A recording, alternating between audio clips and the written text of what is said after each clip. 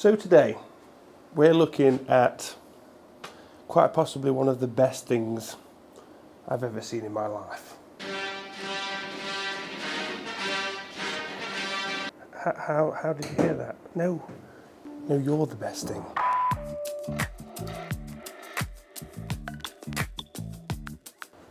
Obviously, I was joking.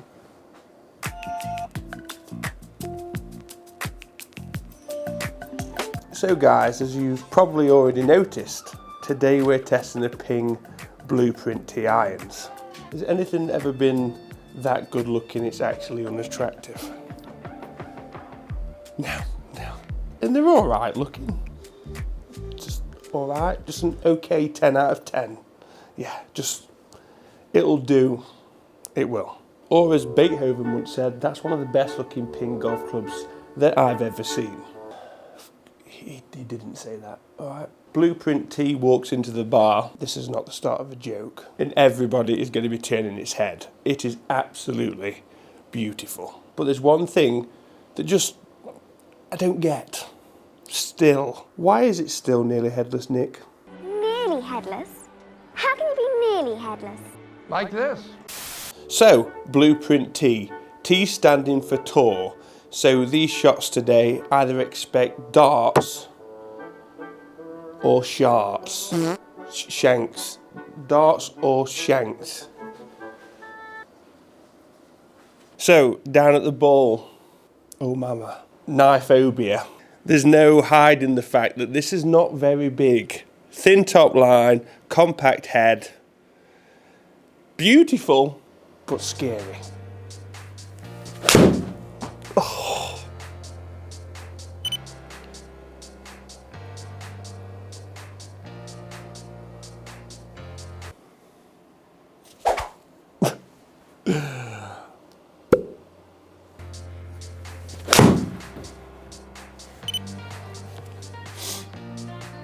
A little bit cleaner.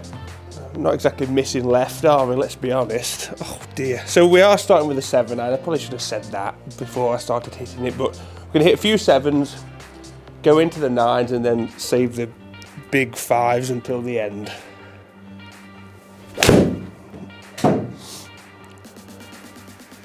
Just showing you the workability with that one. That was a little demonstration. A bit of that. So if you've not seen the Blueprint S video, I strongly suggest you do so. So this is a pairing of the new blueprints. We've got the S and we've got the T. As I mentioned in the S video, these are built to split set. We can blend these seamlessly thanks to the matching lofts and beautiful visuals. These are two stunning golf clubs, and they had to be. Blueprint was already very good. These had to be even better. But are they? So like the Blueprint S, we've got the 5, the 7 and the 9 iron, so we can work our way through the bag, look at the difference in technology from the top to the bottom, but also when the weather gets a little bit better, we can take them out on the golf course. Put it this way, if you did vlogs on ducks or lakes, you're going to be pretty busy at the moment. It's wet. That wasn't like that. Oh. Love it. There's like just nobody else to blame but yourself with this iron. That's why I like it so much. If you're not striking it well, cry to somebody else, because this iron doesn't care. It's just a different noise. It's just a different noise. Oh, it's lovely.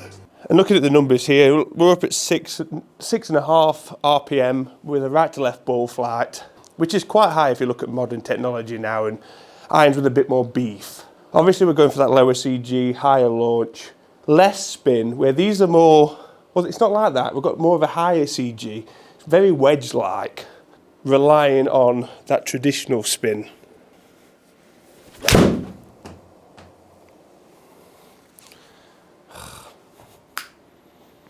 I love it.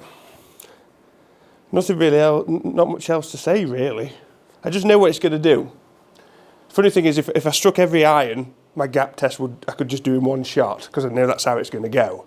Where you could argue, again, modern technology, few higher, few lower, there could be a bit of a difference in distance there. So So how do you decide which one's better for you? Do you pick the Blueprint S or do you pick the Blueprint T? Or do you blend? So for me, the Blueprint S is like cooking an onion. You can make it a little bit softer, a little bit sweeter, where the T is like you've gone to grab a potent onion and you've just bitten into it raw.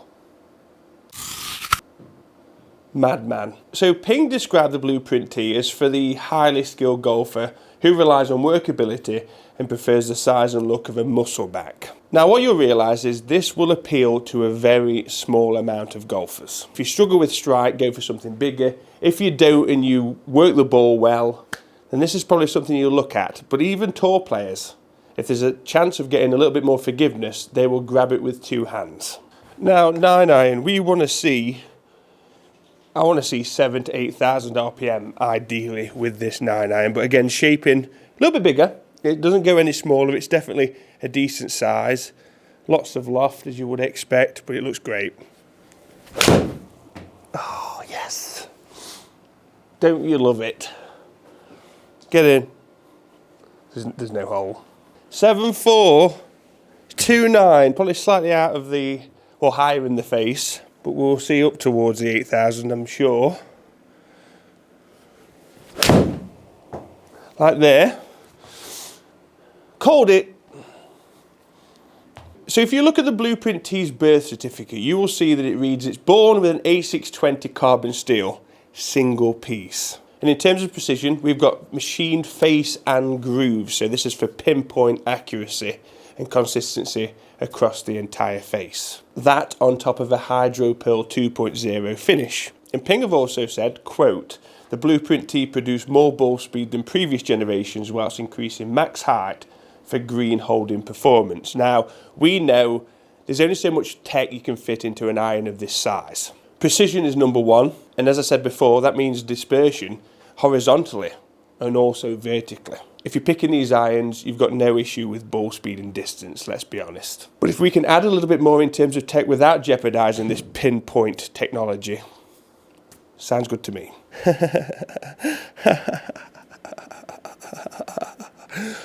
She's thin. Beautiful, absolutely beautiful behind the ball. An iron in its rawest form, just stunning. Stop it.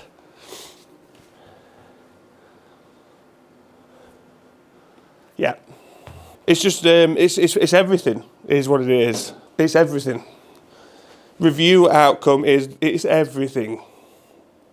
Because it is. So we're going to compare 7.9 to 7.9 with the original blueprints. These are a degree stronger at 33 degrees. I'm pretty sure the original blueprint was 34.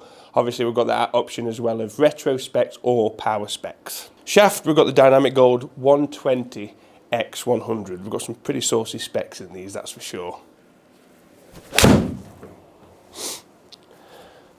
I could hit this all day. I'm the only person on the planet, really, that knows they're probably going to get better dispersion with a 5-iron than they are a 9-iron. It's how it goes. 4.7 on the back. We're up at that 210, 215 distance. And that was a art.